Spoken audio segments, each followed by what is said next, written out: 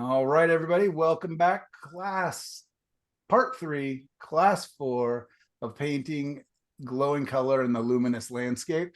And this is the part where we get to go and look at everybody's work. We're just going to very quickly just jump over to our Padlet page, which I need to pull up on my screen, I guess, so that I can share it with you.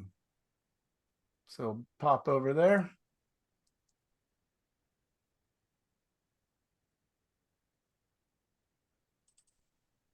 All right. Does everybody see the picture of the photo of the gorge there? Yep. Yes. All right, great. So there are a couple more paintings have been added that are kind of examples of the warm and cool color contrast from other artists. This one's very subtle. This one's much more dynamic by Brent Cotton there. And we still have our abstracts. I also put up a couple of squares, which is a little bit of what I did with that funny little train that I painted and then quickly painted over after class was over.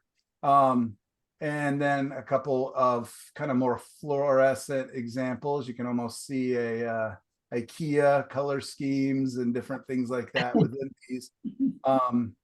And Michelle shared a picture of Mike Smith on there. Very dynamic, very dreamy. It's just using colors in a different way, like his trees and stuff. You know, he colors things differently. Yeah, it's almost narrative, almost illustrative, but also has a very much a child. A primitive, yeah. Yeah, primitive, whatever you want to call it. Yeah, kind of a lot of fun. So anyways, those are there. I have added nothing to mine.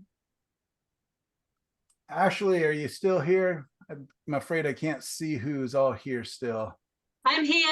I'm just, I was just making dinner at the same time, but I'm here now. All right, what's for dinner, Ashley? Oh, prawns, garlic prawns, and like toasted bread to go with it. Perfect. That was one of your minutes. So just so you know. Okay. Just kidding. Garlic prawns. That sounds fantastic. Oh man, it's gonna be a lot warmer than the rewarmed chicken thighs that we're gonna have. Which picture would you like to talk about? Oh my gosh, see, that's just it. I just want to look at all these. These are so cool. So gorgeous. Which one would you like to talk about, Ashley? Probably the last one, which is because that's more like what I'm trying to go for. Because the other ones were really just playing, and this I was actually kind of trying to make something nice. I love it. Love it. I mean, I hate it. Horrible. What have you tried doing? Just kidding. So for anybody who wasn't here in the beginning of class and is wondering why Mike is being grouchy, it's because I'm trying to practice critiquing, spending more time on the critique and less time on the buttering everybody up.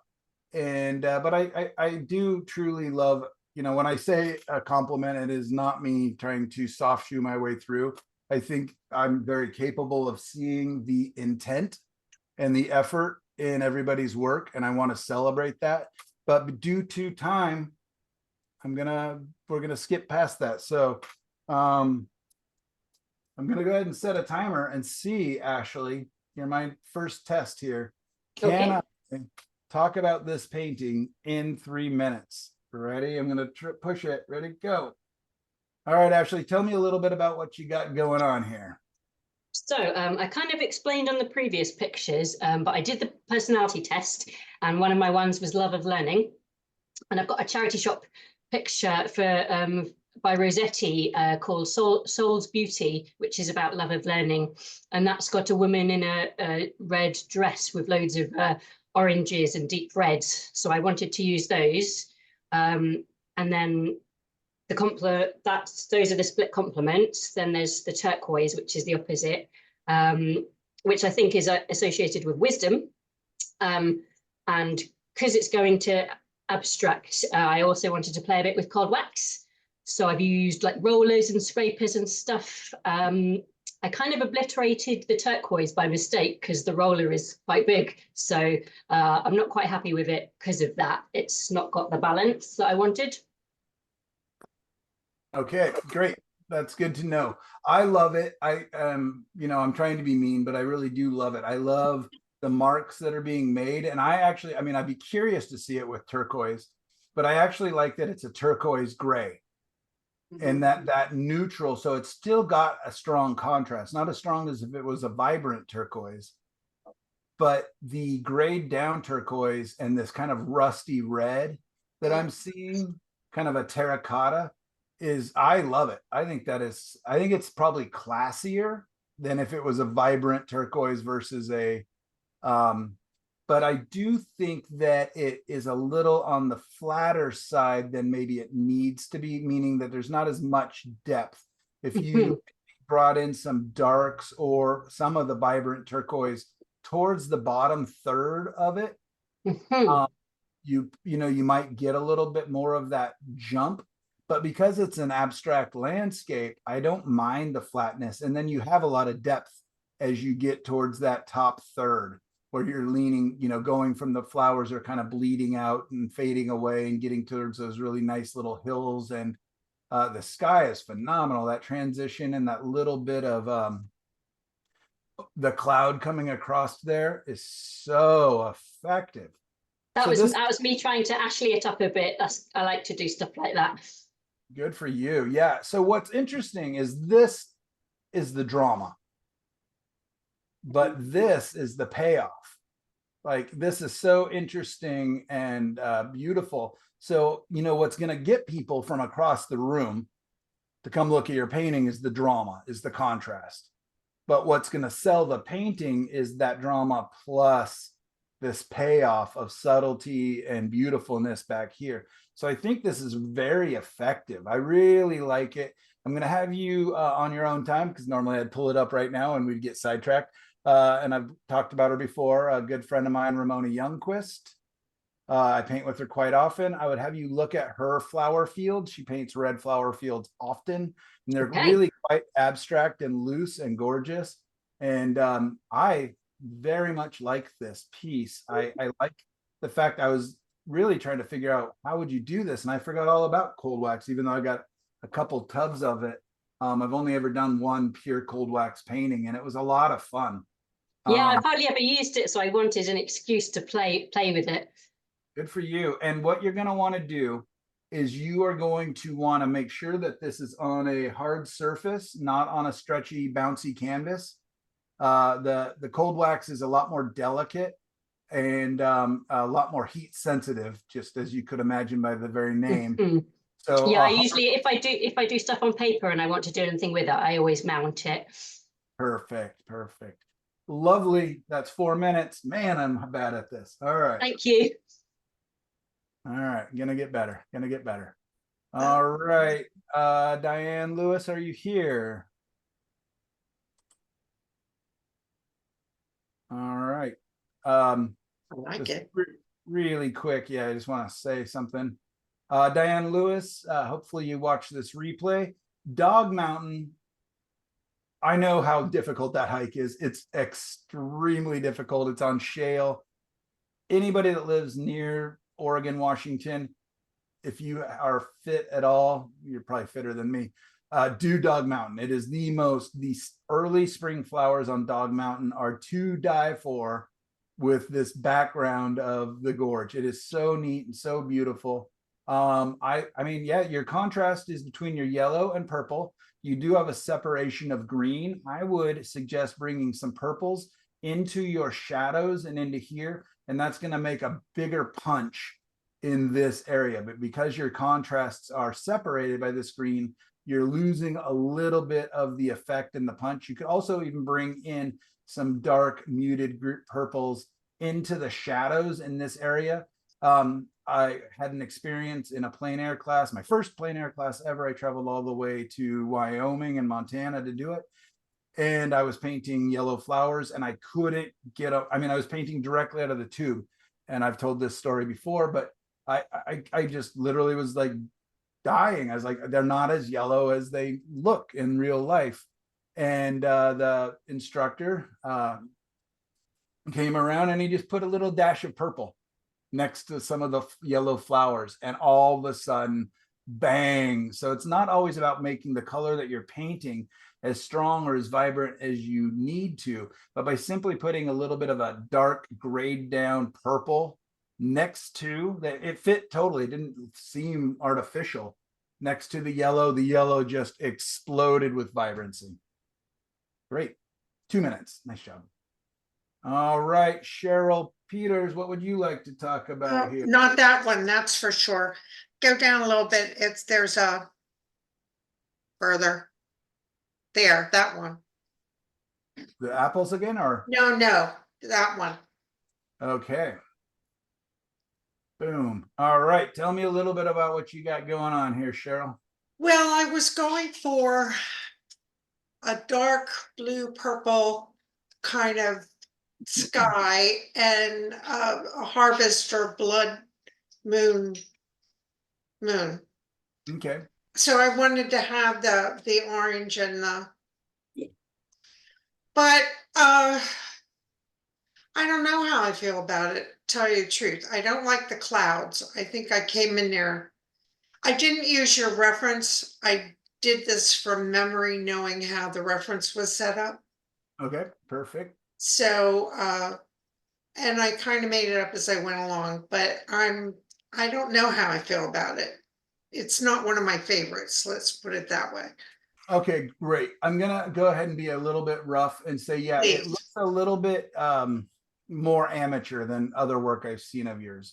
And yeah, when we're bringing things out of our head completely and trying to kind of paint memory based or anything else, I still, when I'm doing that, will still have references that give me kind of the light effects and different things Okay. I'm interested in. There's a lot of good things going on, but at the same time, there's a lot of things that don't quite work. The sheer warmth of the, because is this a moon or a sun? A moon. Yeah, it does not feel moon-like. And I know what you're saying by the harvester's moon or the, red fisherman's moon and all those different things where they just look so glowy. But I think you'd almost be better served to pull your darks in and not let Yes. it's literally emitting a huge amount of light in this. Okay. The other thing is all these clouds are now backlit.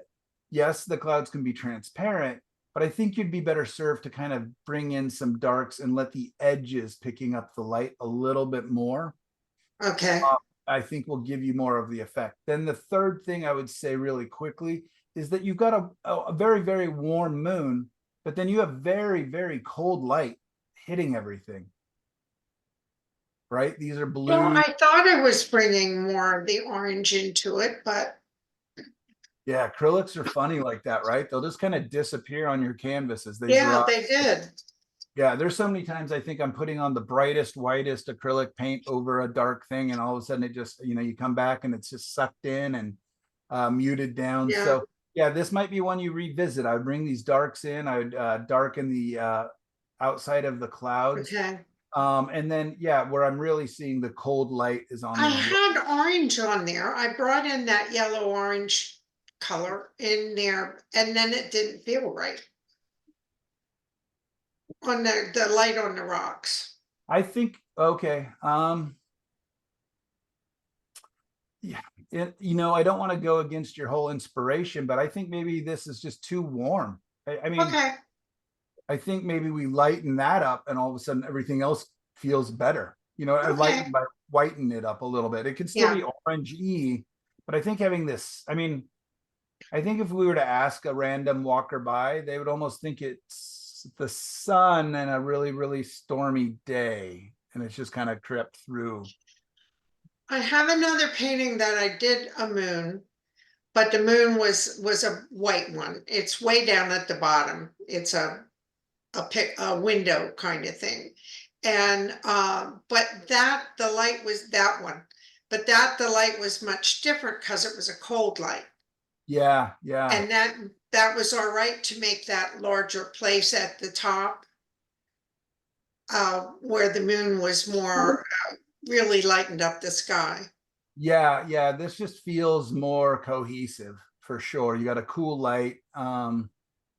Yeah, it feels more cohesive. So I understand your challenge that you set for yourself, and it's noble, but it's not at this point, it's not working. It's fighting itself. Okay. So whatever you do, whether you bring more, another coat of warmth or light, I keep saying lighten, but maybe whiten, Yes. cool down and the moon. Yeah, that's the advice I have for you. But then is that going to be too much? Then is the light on the sea too warm? Yeah, no, you don't get to change one thing and not another. That is the bummer about painting. Everything affects everything. Yeah, it's sometimes where I'm just like, think I'm nearly done with a painting, and then I go to correct one color, and all of a sudden an hour or two later, I found I'm changing everything because it's all related. No, it's not. You generally don't get to go change one thing. Okay. Yeah. Yeah, what I would almost do if I were you and I wanted to kind of get this better and fixed is I would go and probably paint my moon white, let that dry, and then I would just come in and glaze blue or purple or something over everything and see what that does. Okay. It's gonna key everything in and make it harmonious. And it's not gonna hurt it, but it might not still be your end effect that where you end it, but at least you'll have saved a lot of time and effort. I would just be curious about that. Okay. All right, cool. Thank you. 5.5 minutes, man. All right, now I'm even getting worse, but good questions. I appreciate it. Deborah Klein, are you here? Yeah, yep. Okie dokie. I'm hoping you want to talk about the dogs. What else would you like to talk about? Now the dogs, yeah. All right. So I see here that it says you did this as a commission and you're giving me my cut. And just kidding, that you were able to combine a commission and the project. So very Yeah, it's not really a commission. It's just a gift for a friend. Her two dogs passed away, and they used to go boating every weekend to the beach, and I wanted to get a painting of them on the beach. I wanted it to feel happy and just represent what they used to do as a family together on the weekend. So when I saw this couple of pictures of them, I could see the purples and the yellows in the sand, and I thought, well, this might be a good exercise for our homework assignment. absolutely. I mean, yeah, look how the focal point becomes this interesting blue grays in the shadows here really stand out because it's surrounded by this warm, but it's so muted, right? Like if we were to zoom in, this is gray. And if we were to zoom in, this is a version of gray. This is gray, all of it's gray colors, but it's cool and it's warm. It's dark, dark, light, dark, light, dark. You've got these wonderful use of contrast, and I hope they love it. I really do. I think it's really neat. I think, your little pads here, really fun. I absolutely adore it. I think it's really nice. Let's see what I could recommend. I don't quite understand this shoulder kicking out. Yeah, and I've been fooling around with it a little bit. I went back and made a couple of changes. That's actually her tail kind of whipping around that white. I'm pointing, you can't see me pointing out, but the white, at the back there, that's the top of the tail, and it comes around to the butt. And I kind of made it a little muddy there, and I'm probably going to go back in and see if I can better define it, because I thought the same thing. It was like kind of mushy in there and not. All right, let me give you a quick bit of advice. What I would do is take some of this color, or I guess this color, and I just wouldn't have it linking up perfectly to the white of the coat. If you had a little bit of space at the end here, right, a triangle of this gray right there. Okay, that makes sense. Or I was gonna say you could bring the tail over the top, but that actually won't work because the coat's coming in this way. Right. So you just chop that tail just a touch, or just, because it's wagging, right? Yes. They just happen to capture it at this exact weird moment, is bring the tail up a little more out here. Okay. That will help that, because that part's the weird part. That Well, and you're right, because a lot of it was a little more like, I didn't capture, you could see it kind of like moving in the, you know, when she was moving and it was kind of swaying. And I think I just made it way too solid. So that makes sense. Okay. and then you have this break between this light here and the warmer, this dark, Mhm. makes it feel like the butt. Like it does not feel like the tail because you have a separation. Right. Okay. But Yep. I love this. I love that it, you know, this little spotlight, and I love how close the values are. And it's like, that's almost like a little treat unto itself for the viewer. Is like, Yeah. oh, that's what goes here. Oh, there. Oh, okay. Yeah, this is neat. A lot of neat Oh, little nice. things. I actually like the tail better on the other one that you're critiquing about. I think that tail looks perfect. Yeah. Because that part that you said that is lighter down below, that's just naturally lighter colored hair there. So, because I have a hairy dog that's like that, and I actually like that tail better than the other one. No. But what I'm talking about is, see this dark patch right here? It goes cool light, and I get that. And then the warmer hair towards the top. It's this stripe that keys in perfectly with the butt and then around to the other side. So it doesn't, I just wasn't equating this to a tail. I was equating it to the other side of the shoulder. So that's what I mean. I mean, if you just brought that gray up a little more, or that warm down, but it lines up perfectly here. Right. So it's that lost connection right there. Yeah. Yeah, So you have multiple. totally agree with that. That's the one spot, you know, when you look at your painting, you say, okay, what bugs me about this painting? That was you keyed right in on it. That's the spot that just hasn't been sitting well with me. Okay. Perfect. So yeah, either take this cool gray just a tiny bit further, or bring the warm down. I would even take this gray all the way up so that it goes across the body and feeds into this part of the tail just a little bit. And you could even bring a little bit of that warmth across the top of it to key into this part a little bit. And then we're going to connect it. Am I wrong? Did anybody else see this as separate? Absolutely. Yeah. All right, great. 5 minutes. Exactly. All right. We might have to aim for 5 minutes. 3 minutes. I don't know if I'm capable. All right. Don, are you still hanging out with us, bud? I'm here. All right, sir. Which would you like to talk about? What would you like to, how would you like to spend your 3 minutes of brutality?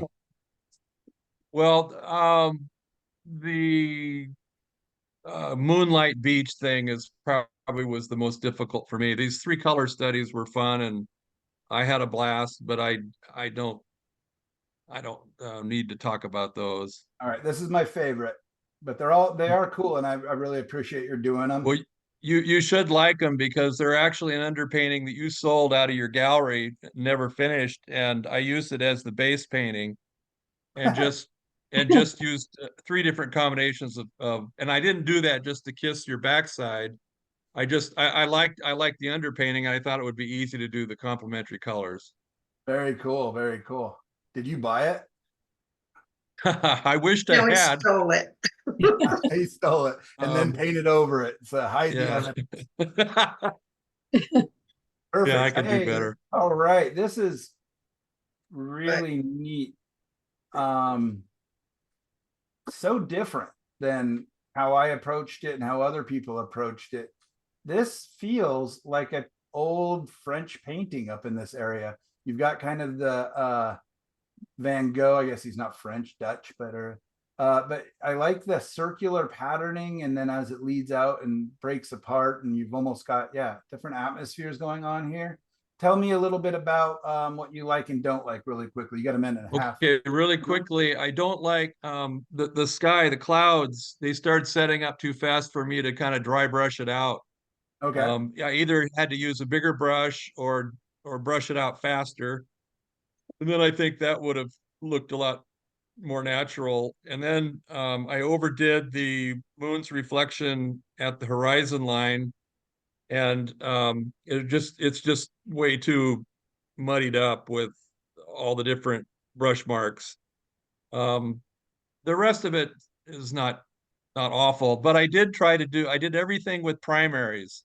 And so any of the color in there is just due to the primary colors kind of coming through.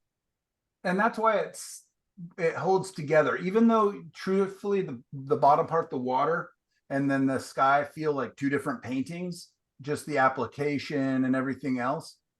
They hold together because of the colors. You've got that green from the sky coming down into the water. You've got some of this warmth coming back up through here. I really like the application of the paint down below. Up above, I also like it, but it's just so different. There's some Renaissance era painters that had a lot of paintings kind of like this, and I think maybe they were more on their studies, but I sure like them. My hint to the sky is to, if it's starting to set up and you're not able to blend it, like you're just like, oh no, I waited too long, use more paint.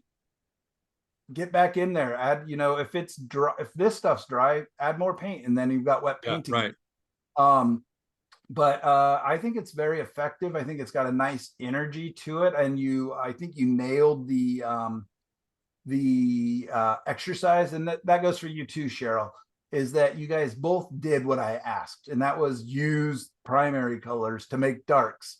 And you guys did that, and that was the assignment. Whether the painting works or not, it was more important that you just make those colors and learn that you are capable of making those colors and making exceptionally dark values, and then modifying them accordingly to your needs.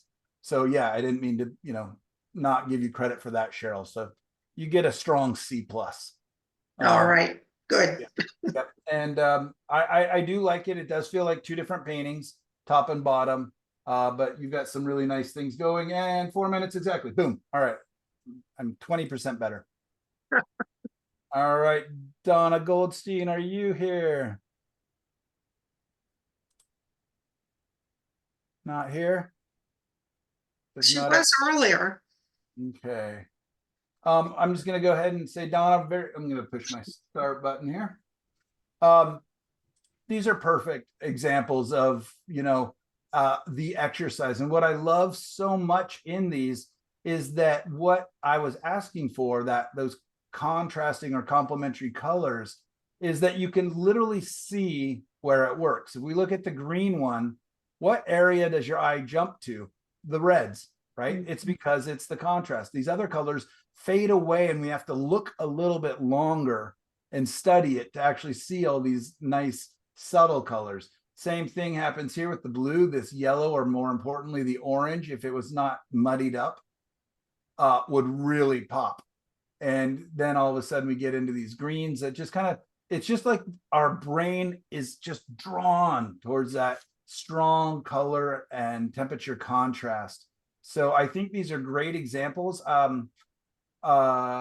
You did get, quite muddy, but I mean, there's some neat things going on here, and I'm hoping that there's a lot of information that you might be able to use, and interesting color combinations. So yeah, great job on that. And yeah, you can see the same thing, a nice color contrast between purples and yellows, but it's all kind of muddied and neutralized down, which is interesting. It almost has kind of a Native American tapestry kind of feel, or something older. So you can really see the difference between having strong, vibrant contrasts, and how when you brown them down or gray them down, how they're still contrasting, but they become much more harmonized. So I think that's a good lesson for all of us. And yeah, tons of fun. It looks like you're really having a good time with these. So appreciate it, Donna. And 2 minutes.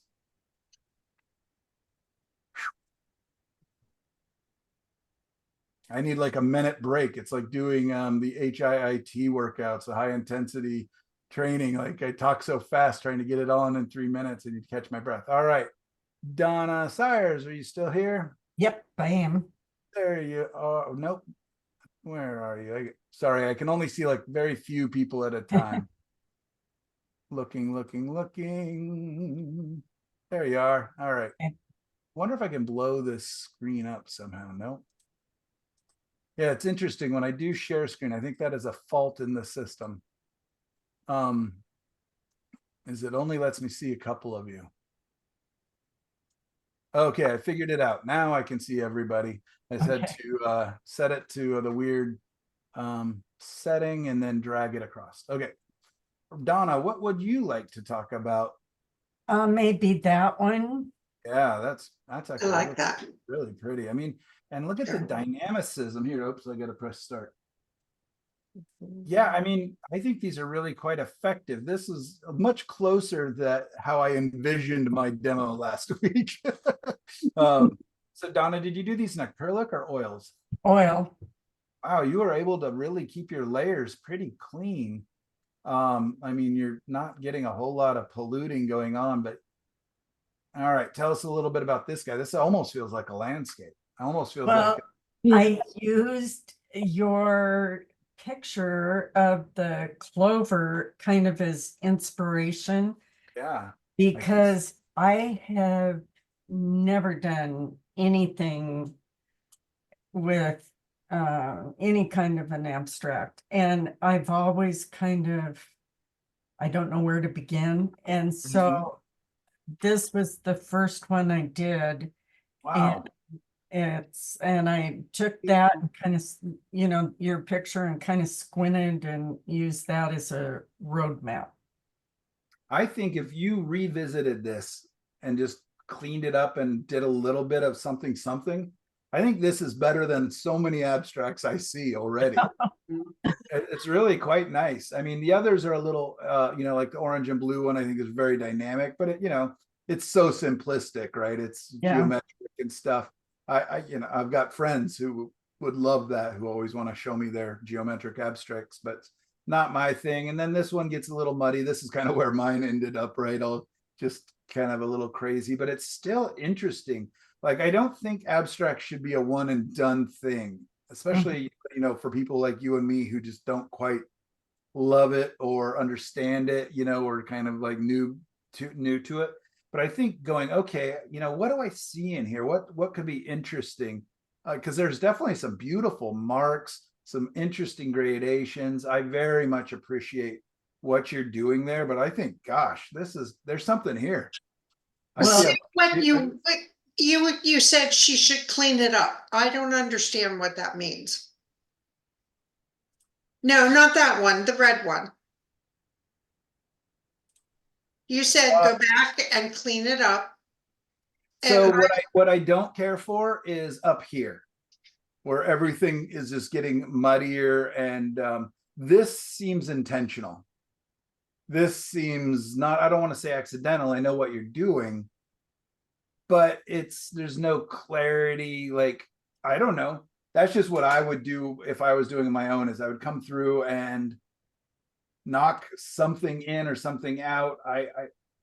Yeah, that's just me. I don't know if I would add a gray blue here across, you know, down over, make it more sky-like, but still keep it abstracted. I don't know what I would do. This area just feels secondary and forgotten about. And I don't mean secondary as in importance. I mean secondary as in thought. yeah. And I didn't use any brushes.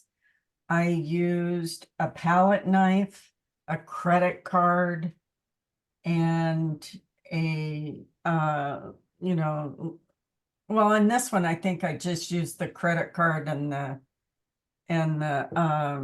palette knife. So all right, well, we're over time already, but I have to ask, did you enjoy this? Is this something that you might experiment with and play with in the future? I had so much fun. At first it took me a long time to get started, and then once I just took a piece of canvas paper and gridded it off, and it was just fun.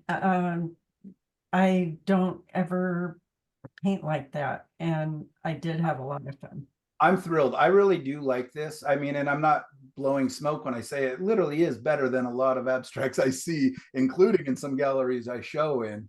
But that also goes towards, I don't really care about abstracts, but a lot of the time. But this, I feel like there's something here. I do like abstracted paintings. And I feel like this might liberate you to have abstracted areas in your work a little bit. A tool, this is for everybody, is when you get to a point like this where you're like, oh, I kind of like it, but I don't know what to do next and I don't want to ruin it, is do you have like Photoshop type? Oh, So, I have the whole creative. so take this into Photoshop. One of my very, very favorite artists living right now, unfortunately, he's almost died a number of times over the last couple of years, is named David Sharp. I think he's from Canada. He just does these gorgeous abstracted landscapes. It's Sharp with an E at the end, I believe. I would pull it up right now and we'd get fully distracted and you 20 minutes. But look to his work, and what he does, and this is advice he gave, is he takes it into photo. He'll take, stop at a point, take it into a photo editing, and that's where he can really experiment with, what would happen if this was a gray blue? What would happen if this was a bright turquoise? What would happen if he, and he just takes brush tools and brings them across on the monitor, you know what I mean? And can do a little bit of experimenting with it that way. And what was his name again? David Sharp. I will post a picture or two of his, because I absolutely adore him. I think some of the abstracts I posted earlier maybe were some of his, but he's not an abstract painter per se. He's an abstracted landscape painter. Okay. I think this may be even one of his. Oh, and I like that one. Yeah, maybe both of these, but he's not known for that. This might even be one of his. And I can't always tell the difference between his digital work, because he almost died and was in the hospital for quite a while. And he was sharing he was just, I can't stop now. I'm just doing it on my iPad. And he just seems like he's a gentleman that I would really, really like to take a class or a workshop from before he does pass away. Because I just, from his posts and from his pictures, there's just something in him that I would like to, get a little bit of it on me.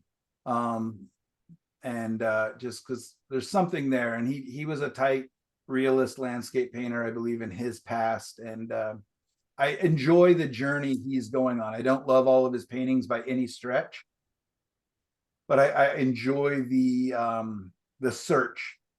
This gentleman here, David Lidbetter, I believe, if not one of his students, is highly influenced by him. I'm not finding any of them that are his, but so I'll post one. Anyways, there we go. 7.5 minutes. We doubled down, but that was my fault. Can I say something about Donna's, the top one? I think it's, or that one, look, the purple and yellow. Can you rotate it so it's horizontal, so it's vertical? Yeah. Yeah, that might. I see the same thing. When I did that, I mean, I interesting. instinctively turned my head and it looked like water droplets hitting the water, where, so like counterclockwise one turn. I don't know if you can do that real quick. I can't do it on here, no. I don't believe so. So we can just all turn our heads and look at it that way. Just grab your monitor and change it. Pick up your monitor, turn it sideways. Yeah, I see what you're saying. I saw it the same way. Looks like water, like rain hitting the water. Yeah, that's interesting. And then what I would do here too is I would just like, okay, this is interesting. This is strong. This is weak. Right? You could preserve some of it, but what could I do in here to make it either supportive of this or, stronger unto itself? But if you rotate it, it looks kind of like the sky and the water. Yeah, absolutely. Absolutely. Yeah. And then like your top one, this is what happens when kids, paint with abstracts. And I would have guessed this was your first one. Yeah, it might have been my first one. I think it was. And that's great. You're warming up, you're practicing, because that's what I want, is just playing with brush strokes, playing with mark making. And great job. You did what I asked, and you got some nice, interesting things, and I think it might affect you going forward. Gail Riggins, what do we got going on here? What would you like to talk about? Let me push reset. That one and the one underneath it. Not that one. Ooh, yeah. that one. Oh, this And- is the one you were working on. during I class. like Thursday. that. And that is straight dioxidine purple and Hansa yellow. And then the one above it is 3 colors, and I actually mixed the purple. And I think the difference in the color range is crazy. So I mixed, there I used the Hansa yellow, ultramarine, and quinacridone magenta. So I mixed the purple and then pushed the other colors. But the bottom line is it's supposed to be the complementary purple and yellow. I just approached the purples in 2 different ways. And I did this with primarily a palette knife, which I've never done before, and I had a blast. So I am completely jealous of this cloud. yeah, I love the freedom and motion and movement. I mean, you took a very stagnant, almost boring ground plane, but you did make it a skyscape. mhm. And if we're just talking about David Sharp, he does these interesting clouds. And then there's a British painter who I just die for his work. And he does these really odd, beautiful, motion-filled and emotion-filled clouds. I'll try to remember who that is and post one of his works, but just that is so cool. And I really appreciate what you did and what you said about approaching kind of a similar palette, yellow and purple, and beautiful contrast, really dynamic, and doing it in 2 different ways. I mean, I think that you, Gail, as you know, as well as a number of other painters, but your growth is exponential because of the amount of work that you're doing, that, you know, you really are trying new things. You're really getting out of your comfort zone. And I very much appreciate as far as advice goes, I would bring some of the purple into the ground plane. Again, it almost feels like 2 separate. This just doesn't, as far as I can hardly tell, have any purple in it. Or I would bring maybe hints some of the green up, but it does feel a little separate with only the sun connecting us. Okay. And like I just did these as sketches, so they're all really 100%. but No excuses, Gail. Let me beat no up. excuses. Okay, but I really had a blast doing that top one. Yeah, I mean, but this is so neat because this is something I've never done. Using purple and yellow palette is so, it's really neat. Like I can see a lot of possibility in this. Yeah, it's very, I've never in my life, it's never even crossed my mind to use that color combination. Yeah. So I'm kind of excited by that because I love the browns that it's making. It's my advertising background. Yellow or purple and yellow were a big deal. There you go. Talking to the queens out there, the purple. Yeah. This is a lot of fun too. Unfortunately, we are out of time, but And that was doing. Yeah, that's my attempt at abstract. I don't like abstract and I'm not good at it. But yeah, and this that is was how my abstracts turn out too. And that's why my daughter's always like, you always paint a landscape. but that was Viridian and transparent red, just 2 colors. Viridian and transparent red. Yeah. So that should give you a lot of options because just a tiny bit of Viridian, I mean, a bit of Viridian and a touch of that red will actually make the Viridian feel a bit bluish. Mm-hmm. Yeah. If you that's what I use for my darks. If you'd use quinacridone red instead of Viridian, you'll actually have a big range of colors that you can make. The Viridian has got the yellow in it that goes a little more orange. I always think of Viridian. No, am I saying the right color? The green, if she had used a different green. No, a different red. So the transparent red, whatever red, what did you say you're using? Yeah, it was transparent red medium. Yeah, it's got yellow a little bit. It's a warmer red. Yep. So if you used a slightly cooler red, you'll get into your blues, but then you won't have as hot a reds either without a yellow. So yeah, you'll lose something. So anyways, fun experiments. I want to ask you lots of questions about it. Maybe we can talk about it while I'm painting and not critiquing tomorrow because I love all the things you did there. They're very fun. Linda showing us some of her gorgeous morning walks.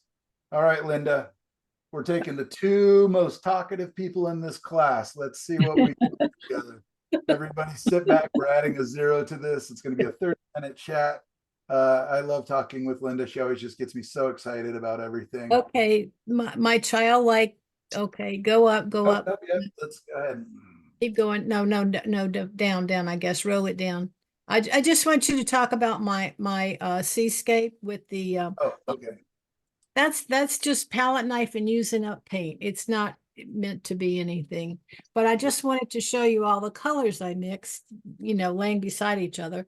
And that's just something I do in the little cheese boxes that we love to eat in puff pastry. And I knocked them up and I put little velvet on the inside and painted all black at the top, and I put velvet in the inside the box, and then paint it with gold paint on the top after I gesso it. And I use a porcelain paste with gesso. I mix the two with a little water and thin it, and that's why it kind of has ridges. I used the wrong brush. But I wanted to talk about my seascape. Is that not your seascape? No, well, no, you can roll it up more. That one. This one. The first one, I didn't like the way the water came out, but I mixed all of the colors to get the base color, the mother color, and then I added like whatever I wanted to make it, red, more yellow or whatever to it. But I got this beautiful green that I saw in the ocean that Michelle kept seeing in the ocean, and I love the green in the ocean. Yeah, you nailed that color for sure. I like your colors in this. I like your gradations. Your waves are very consistent. So it becomes we're not able to get a sense of perspective. Okay. So if you had them, you got to change up this a little bit to make it fall back. If I was to zoom in on this area, it would look like just a stack of, diagonal lines. It doesn't have a strong sense of depth there. I would also bring a touch of this warmth down into the reflection, probably. So yeah, I like what you did, but I believe if we were to look at the reference, some of these kind of straighten out a little bit as they go back. But yeah, I love the greeny colors. I mean, all these subtle colors are really neat. And they all came from the mother color. Yeah, I'd add red or blue or yellow, the warm yellow or the cool yellow to it to get all of those colors. It's lovely. I mean, there's a lot that I like. I would almost just come back across with some darks to I would almost just get rid of some of them. Okay. And it will I just wanted to get that rock in on the right side. I wanted to do that, or whatever that was in the ocean. Yeah, it's a big rocky. We were the same place this last weekend, and watching the same thing, except for the moon didn't rise up, but I was still able to take photos of the waves. I think I'm gonna take your advice and knock out some of the add a little more, like maybe warmth right in that first 2 or 3, like the third, fourth line, like where this kind of like more light colored little, right. And I would follow that line down so your highlight is kind of closer towards that area and then kind of fades out. I mean, yeah, you got some really nice marks, really interesting. All in all, quite lovely. This orange only being here, or peach or whatever color, and then this green only being here again. And this is like, I've said it a number of times, does create kind of a separation from top to bottom. Okay. So bringing some of that orange down, you could even bring, I don't know if I'd bring the green up. I think the green being here is special, but I would bring some of that orange possibly into, some of the surf a little bit. And I think that'll key it in so it's a little more harmonious. 4 minutes. Man, we deserve a gold star, Linda. That was really fast.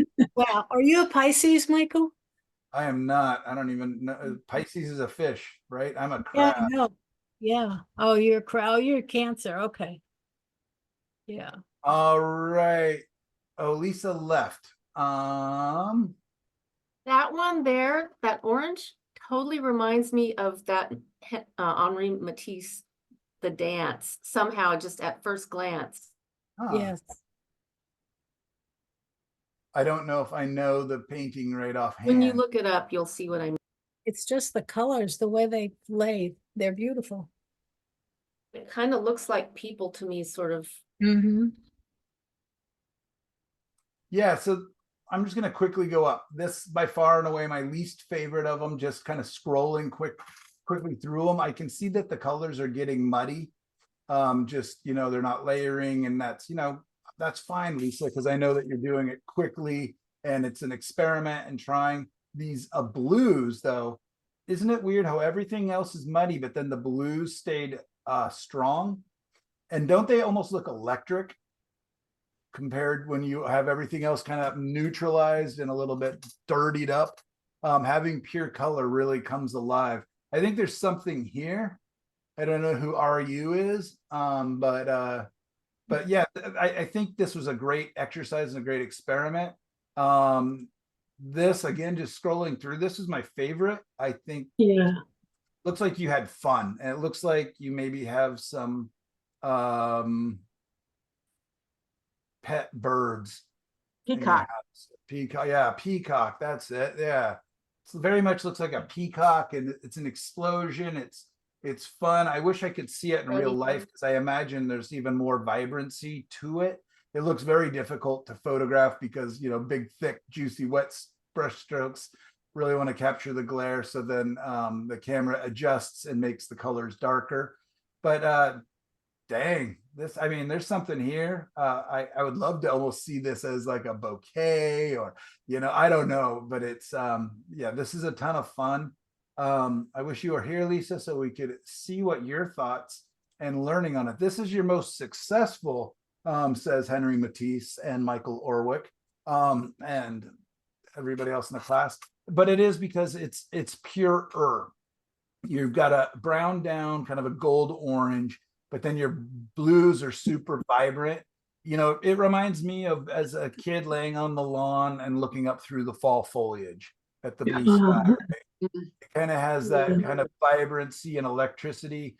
I mean, I can barely control myself on a beautiful fall day, right? I'm just, every walk we go on takes 10 times longer because I'm taking pictures of all the contrasting orange against the blue skies, and on it goes. Luckily, my wife is just as much a sucker for photos as I am. We just don't get our steps that day. So I think there's something here. And again, you're playing with a kind of slightly muted orange gold and a vibrant blue, and it sure is dynamic. I think that you could, I think there could be something here for you.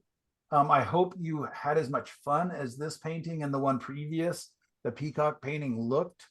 And I do look forward to, if you get this, Lisa, feel free to send me an email, and let's chat a tiny bit about it, because I'm very curious. This one, yeah, this is your Christmas card kind of thing going on here. Very interesting. It looks, yeah, much more representational. It's interesting with all the white space. It's almost like if, yeah, it's interesting. The separation, I kind of like it, but I do understand, or I very much respect what you're doing here with the, still, it retains that excitement and contrast, even though it's a very cool winter scene in that red and green, you know, colors of Christmas after all. Does this remind you guys of Christmas when you look at it? Quick nod, yeah. Yeah, and I imagine that was in Lisa's mind. I haven't got a chance to look at it, but it really does show that. Imagine if it was even more white, and then it just had little punches of these bushes kind of peeking out through the snowbank or whatever it is. Yeah, it's nice and dynamic. I love the variations in greens. Yeah. Anybody else have anything to add real quickly? I just got a little time left here. I really like the berries in the top right. Top right here. Yeah. Yeah, me too. Yeah, a lot more structure there. Mm. Oh, and these are white flowers. Yeah, I think they are too. So it looks like spring got covered by snow almost, kind of a. Roses and ivy, or no, what's that? Holly. Holly. Holly. Holly, thank you. Does Holly have flowers? Holly has flowers in the spring, but not like that. Okay, well, you've blown all our minds, Lisa. You got us wondering. All right, let me reset my timer. All right, I just got a reminder that I have an appointment coming up very shortly. I've got somebody popping over here. Great, let's keep rolling. We're killing this, right? I mean, everybody's cool with this. I'm not making 3 minutes. I don't think I've made 3 minutes once, but we're still busting through them.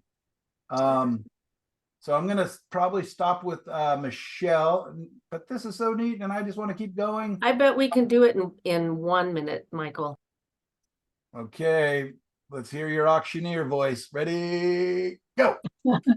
So I really had fun doing these. I like looking at that page. It makes me happy.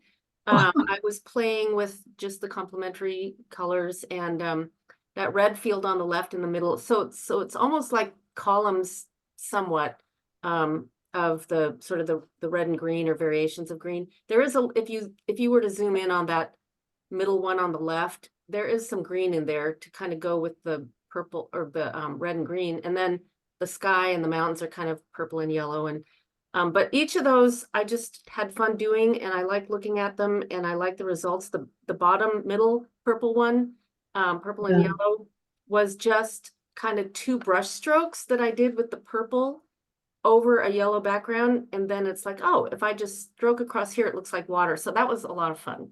There, I'm done. Perfect. You did it in very nice. seconds. So you left me 10 seconds here. I keep changing my mind. I'm looking at them and I keep going, oh, that's my favorite. Oh no, that's my favorite. I love these, Michelle. They're really cool. And it just reminds me of some of my favorite little times where I'm just free and doing things. And I think you probably learned a lot. I really love the left middle and right middle. I mean, I even like the middle. It just reminds me of a storm coming in and light. Like they all have different moods and feelings, and like this one on the bottom right corner, I think if you revisited that and just punched up, put a little purer color, same with the top left, they would come right alive as well. But like this one, it's kind of muddy like this one is, but it's really effective. It just looks like a beautiful tonalist. Yes, it does. They all have.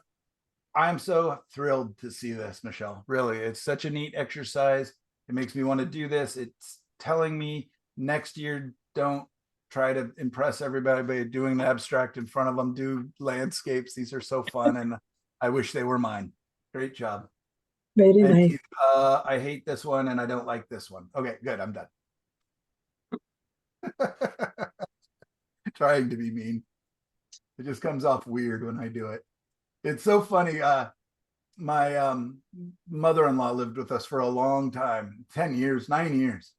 And she and my wife fight every day. They fought every single day, like buying them a house, buying my mother a little house, or not a little house, but a smaller house was the greatest use of my money of all time. I just figured it's saving us so much money on counseling in the long term and all on Harmony. But the funny thing was that like on the 9th year, I finally exploded because my mother-in-law's can be rough. Don't watch this, Ava. And I finally exploded and she was devastated. Like for a month, she was so sad. And finally I was like, your daughter, my wife yells at you every day. She's like, yeah, but you never do. And you were finally mean and it hurts so much more. I'm like, oh, I'm sorry. So it feels weird trying to be not nice. Okay, Nyla? Are you hanging out? There you go. Yes, I am.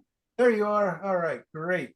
Tell us, well, first, pick which one you'd like to talk about. This is really beautiful. This is really nice. This is almost like the assignment I'm trying to kind of do today. And this looks like a couple of birdhouses. That's ticky-tacky. It is, but you've got the idea of it so well. I mean, you literally did the assignment and turned it into something fun. Yeah, I mean, I'm super happy with this. If you just said, yep, that was the homework, I did it, and I made it something, it ended up a little ticky-tacky. Doesn't matter because you got what I wanted and I appreciate it. Well, there's a poem, Little Boxes, and it's about houses that are just the same, but they're all different colors. Ah, And they're all made out of ticky-tacky and they all look just the same. oh, so you're saying ticky-tacky in a positive way. I thought you meant like tacky as in like, Well, it is tacky, but it was inspired by that poem. very cool. I love that. All right. So between this one and this one, which one would you prefer to talk about? I guess this one was just kind of play. I almost didn't put it on. That one I used this little kitchen sponge to make the flowers. And I used cat's hairbrush to make the scratches. And the little houses, I cut a tip off of a sponge and that was the leaves. So it was just play, but it was a lot of fun and super fast. Good for you. Lovely, lovely. And I hope that one, you'll wipe your counters with that afterwards because you have well, a it's kitchen. my potato scrubbing sponge. All right, all right. Okay, this one, the only thing that I had a problem with after I did it was that great big tree. I think if I might have been happier if I'd put a smaller tree in right there.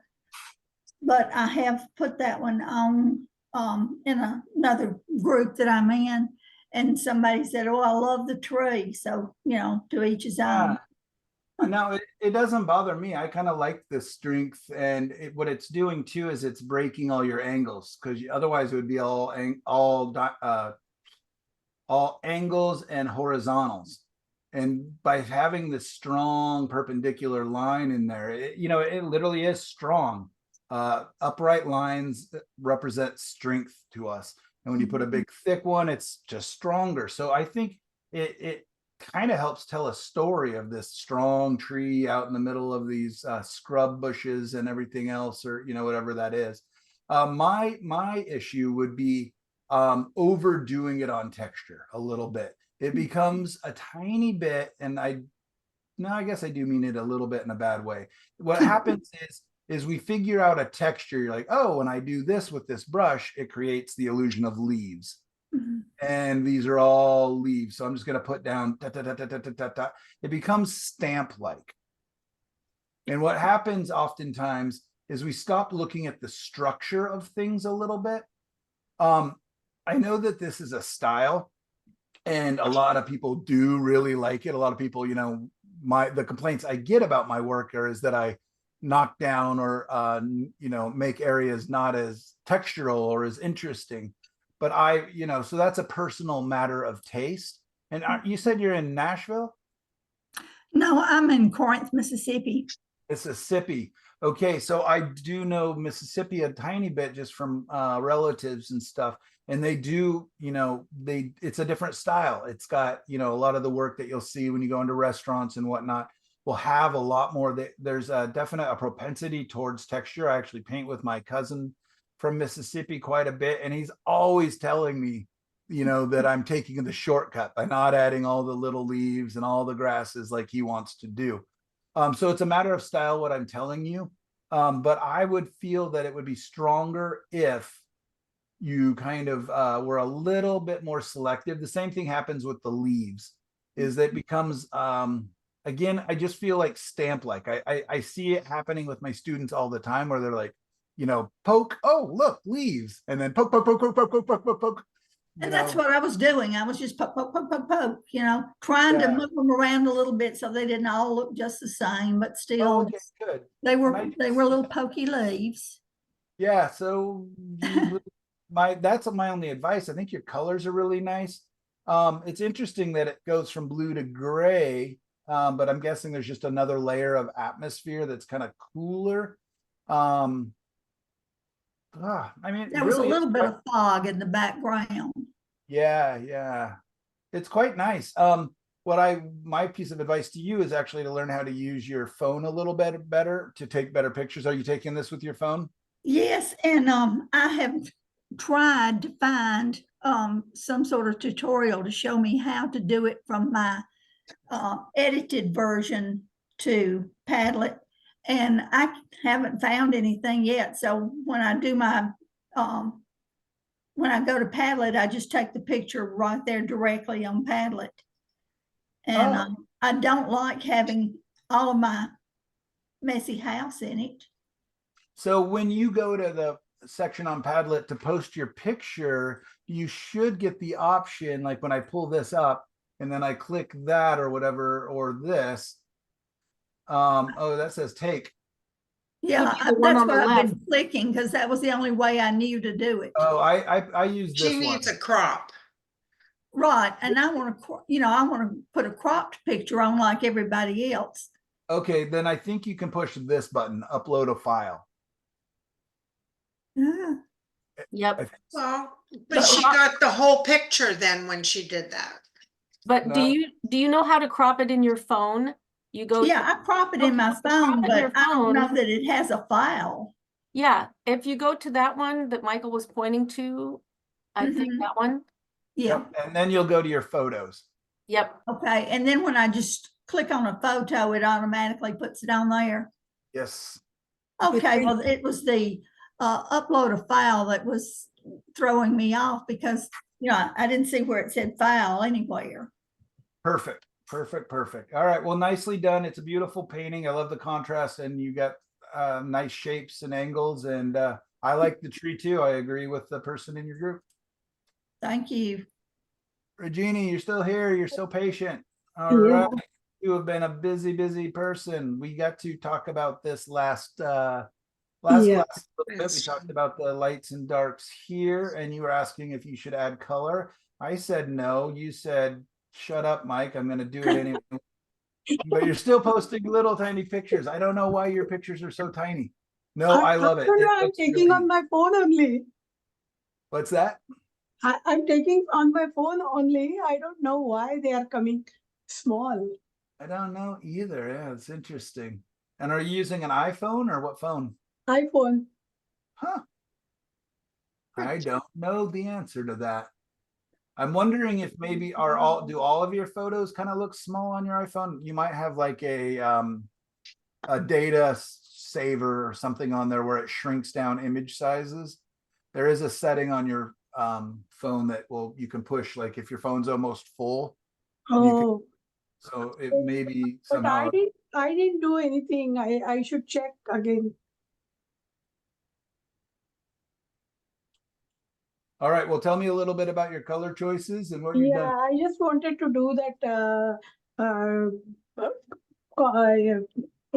contrast blue and orange. And so I just tried in the same picture, tried to feel the colors. Yeah, perfect. I mean, and what's so neat about this is it really shows that it's not orange and it's not blue, right? It's a gray, a blue Yeah, it gray, and a terracotta, or whatever you want to call that kind of color. And they still really sing together. It's not the focal point. Still, our eye still goes to the sun, of course, but it does make it more dynamic than this, right? This is still really nice, but I do like the new version better. It's just that much more interesting, but it's not vibrant. You didn't make it a bright blue or really dark or anything else. You kept everything really nice. I think that even though you're a wonderful colorist, I think that you've got some tonalist sensibilities in you for sure, which is nice. I think that those two really can live in happy relation to each other. And I think that what's going to help you the most in this class, I'm looking at your gallery behind you here, and a lot of those paintings are just so beautiful, but I do think that by learning where to put stronger colors and by having more neutrals and subdued colors, it'll make your bright colors more special and more interesting. So I think that this is going to be very helpful to you. And I think it's the next stage in your evolution as a painter, because you're already a great colorist.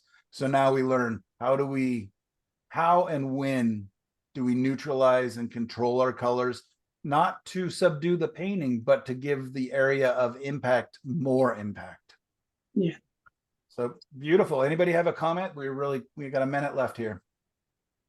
I really I like think it. it's gorgeous. I love your artwork. Yep. Thank You do you. beautiful, beautiful work. There's one that you did that reminds me of that artist that Michael referred to. That one reminds me of one that you have listed that you just referred to in your artists examples, Michael. David Sharp. Yeah, I think, well, or the one, if you go over real quick to your artists examples. Yeah. Don, somebody? Painting example.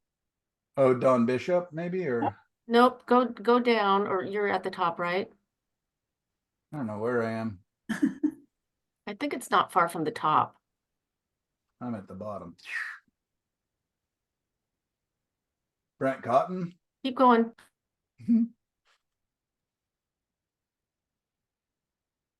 Think a little further. There was one in there.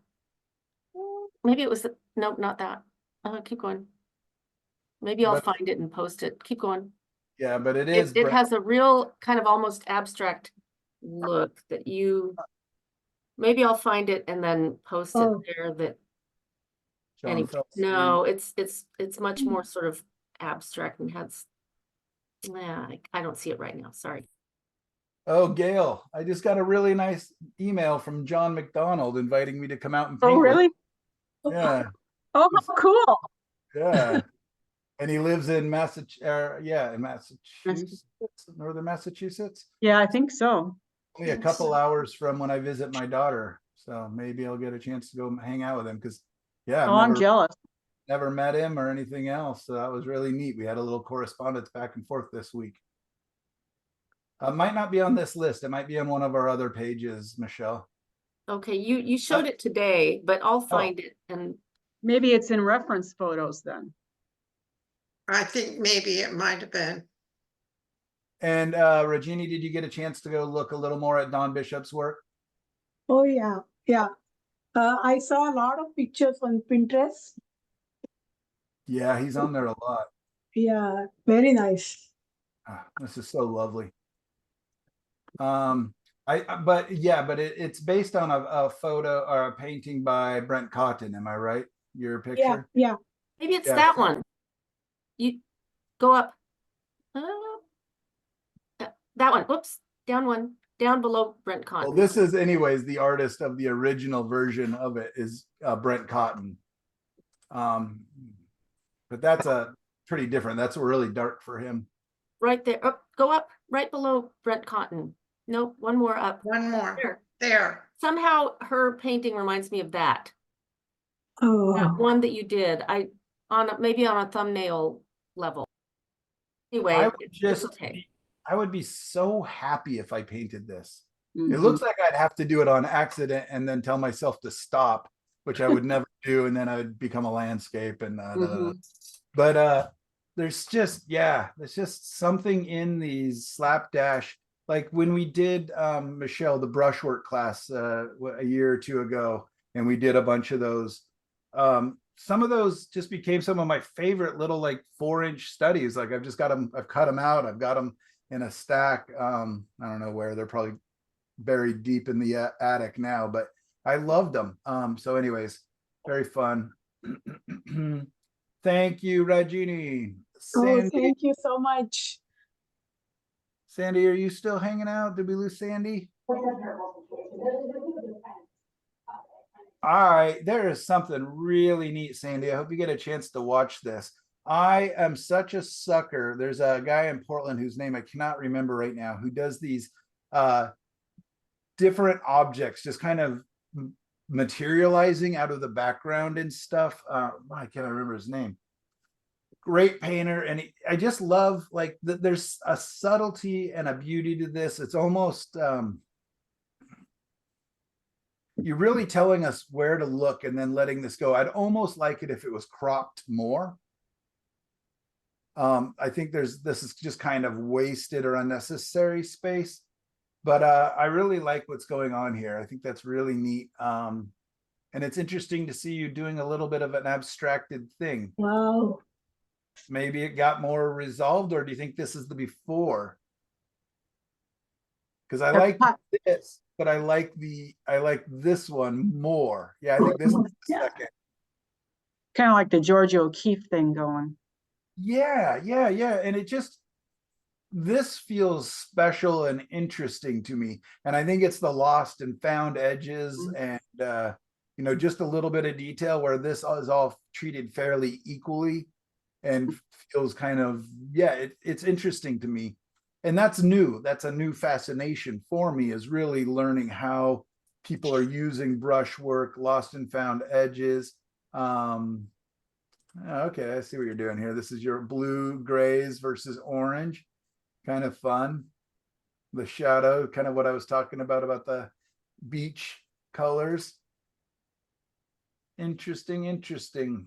I'd almost like to see what it would look like as an electric blue. Sell it in Miami. Yeah, interesting. I appreciate that. And there, what a strong contrast. Reminds me of the one of the references I showed you guys with the pink road and the pink sign fence posts. Yeah, this is a great experiment and just contrast, but it still represents, like, even though that's literally 4 shapes, 1, 2, 3, 4, our brain instantly goes landscape. So weird. Like, this is nothing. I mean, don't mean that in a mean way. I just mean it's so abstract. None of these shapes make it, you know, are anything in unto themselves. Nothing's described. Yeah, I'm just excited by that kind of stuff. Great. All right, Sandy. Oh, okay, there he is. I gotta go, guys. You're wonderful. Thank you. I mean, tell him to hold you. really quick. See you tomorrow. Thank you. Just saying goodbye to the class real quick. All right, guys, take care. Bye. And we'll see you Bye-bye.